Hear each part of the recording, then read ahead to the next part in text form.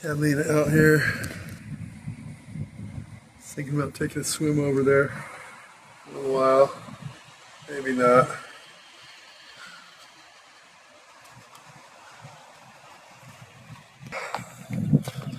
So here we have the,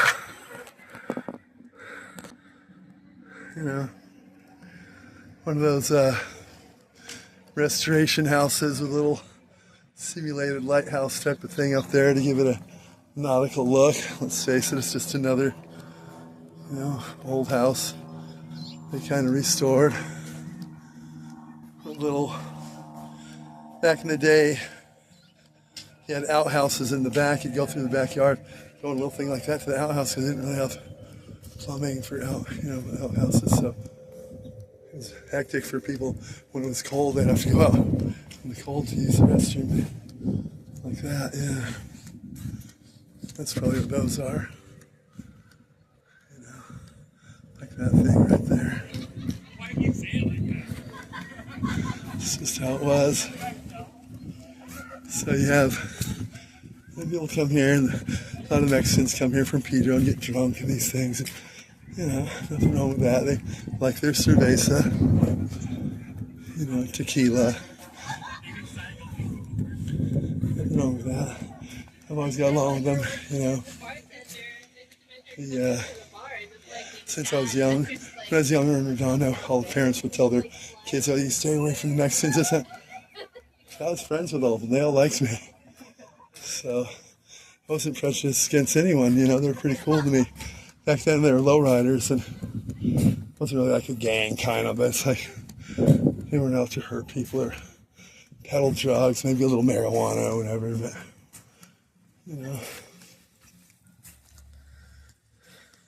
they'd write in my yearbooks, lowriders rule, Jeff, remember that. Stuff like that. I wasn't much into, they viewed me as a white surfer type guy. And, they're lowriders. They wear the canvas shoes, khaki pants, white t-shirt. Here we have the coast here.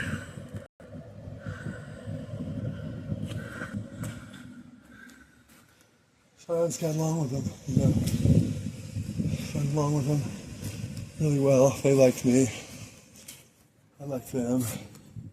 Doesn't matter what race you are, If you laugh and have fun together, that's what counts, When people get older, a lot of them they're taught to be racist, so they turn racist, but when they're your kids, they're pretty cool. And one of my neighbors, he left for the summer to El Monte or whatever. The time he came back, he was hard.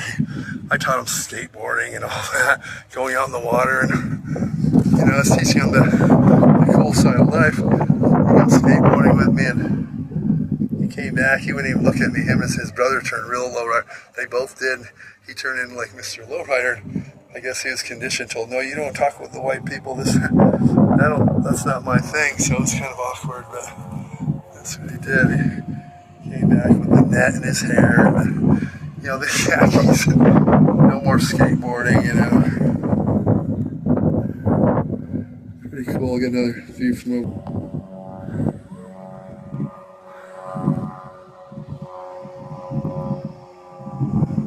So the government is your economy. They tell you our economy isn't good. The only way the economy goes bad is when the government stops putting money out. You get it? So right now, like where I'm from, there's not enough jobs and homes for all the people there are. They made it a big thing in the 80s, not enough jobs and homes for everyone. And it's 100 times worse than it was. They don't even talk about it now because it's a real epidemic, But we created that because when you have a poor country next door,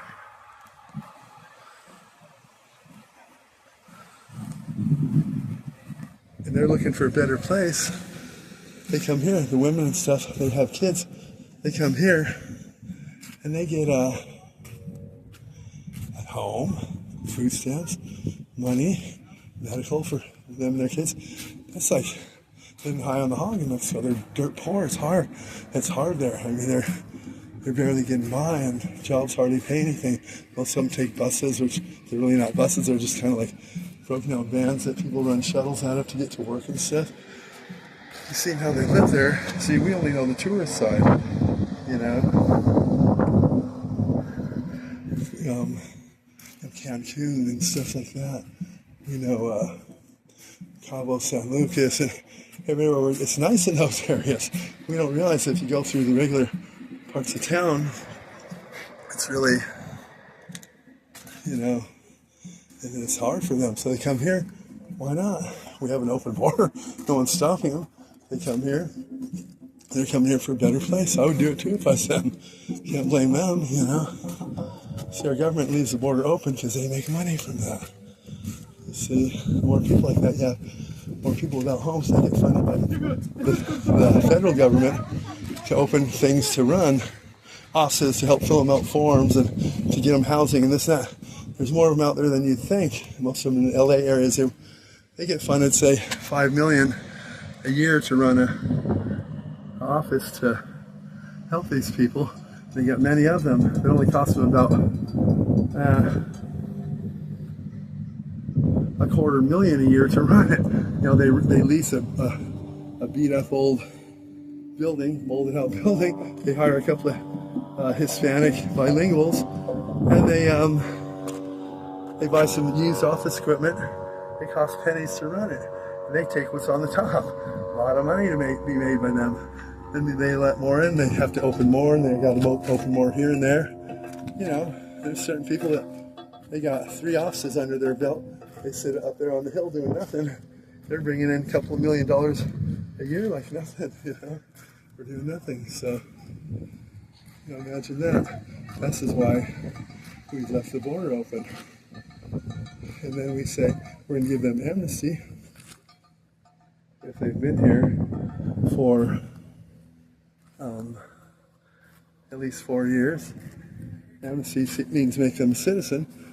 So what they do, they say, well, we have 15 million illegal aliens, when we really probably have about 40, right? But they don't know. They can't keep track. They're not documented. And so any of them that has been here 4 years or more, we're giving amnesty to make them a citizen, because we can't have all these people here and not know who they are. We pull up fingerprints from crimes. If they don't match with anyone, they're not documented, right? So when we say we're going to give them amnesty, there's really 40 million. They think there's 15 million. Then they call their relatives and say, yeah, just come over, say you've been here at least 4 years. You get even more. So end up with a lot. And because they're undocumented, you can't tell how long they've been here. They could put anything, they know that. They're not dumb. So they put that in the paper, yeah, I've been here 4.5 years, 5 years, whatever. They could be there 45 minutes and say that and still get amnesty. So you got a lot of people that were brought here not the right way.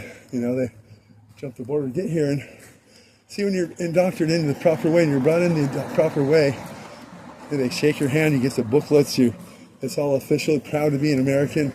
You know, they make you feel very proud about it and this and that. But when, you know, your cousin's friend, Julio, teaches you the ropes of how to get through and what offices to fill this and that out to get money, I know from being an apartment manager. That's why I'd move in 2 roommates, say a 2-bedroom, the oceanfront. I'd say, okay, now you guys know if one of you guys moves out, the other guy's going to have to take all the rent, pay all the rent, or move out himself. Well, I can't just find another roommate? No. Why is that? I said, because I don't allow tenants to take tenants. I had problems with that, because when you live on the oceanfront, you get a guy that's strapped on his rent, he needs a roommate, he's going to take whoever he can just to make sure he doesn't lose his apartment, right? Because he can't pay it all. So he moves in some guy that's trouble, or you know, the guy that moved him in, the good guy, moves out because he's like the troubled tenant. Yes, that troubled tenant moves in another troubled tenant, or you know, you lose hold. It's like this, if you work in an office somewhere and you need a new employee, do you let the janitor hire the employee? Or do you have someone that's trained and knows how to find the right employee? You probably want that guy, not the janitor hiring someone, right? Same type of thing. So that's why I told someone else that. So, well, I don't. I give the guy that lives there a credit check form, and if the person's credit comes back, I move him in. I said, look, the head of the Hells Angels has good credit, okay? You may not know that's who he is. You move him in, doesn't mean he's not going to have doing meth out of his bathroom and having biker rallies once a week, you see? So just because they have good credit doesn't mean they're a good person.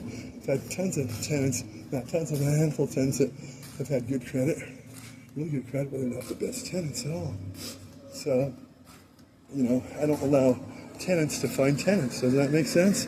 Because the only time I've really had a problem is when it's been like that, because those people often aren't brought in. They're brought in through the roommate who just says, yeah, give me the money and that's it. They're making up their own rules because they didn't get to sit down face to face with me, go over the rental agreement and know what they're allowed to do and not allowed to do. They start making up their own rules and telling the new tenants coming in, oh no, you don't have to park there, just do like that's how I do it. Just move when they get here. And you know, kind of undermining the rules because he was never brought in face to face with an official guy, right? He was just brought in through the roommate and making up his own kind of rules. And that can create problems because it could, you know, work into the rest of the tenants. And then you gotta, see, I fixed that apartment building up. It ran like a pirate ship. Yeah, a lot of bad rogue type of tenants that didn't follow any rules. When I first got there, they thought I was someone looking at the apartment below them, the 2-bedroom there, or 1-bedroom, I believe. They thought I was looking at it, and actually, they said, "Oh no, you don't want that one. Sewage comes out from the kitchen sink. It's a health hazard. This and that." Oh my God, that's what because the owners were asking me, "See why that one never gets rented?" I found out. They came down and greeted me with those horror stories. Who would rent it, right? And I found out they used it once a week to throw parties. Yeah. So.